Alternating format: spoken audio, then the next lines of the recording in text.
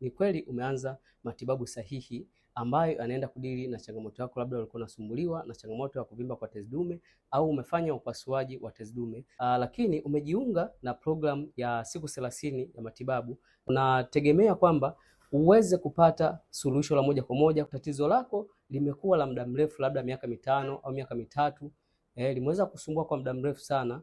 Bado una changamoto ya sukari na unategemea upate majibu kwa haraka, kitu ambacho hakiwezekani.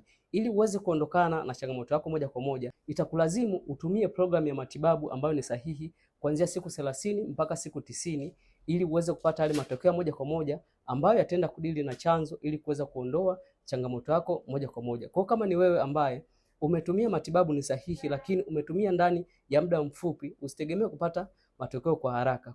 Jipe muda kidogo ili uweze kupata suluhisho la kudumu, kwa sababu ukitumia matibabu ambayo ni sahihi na kwa muda sahihi, basi utaweza kuondokana na changamoto yako moja kwa moja. Kwa wewe ambaye umetumia matibabu nusu na bado haujapata suluhisho, basi chukua namba zangu bio ili niweze kupatia njia sahihi ambazo zitaweza kusaidia kuweza kuondokana na changamoto yako, lakini ni lazima ujiunge na program ya siku 30 mpaka siku 90 ili uweze kuondoa changamoto yako.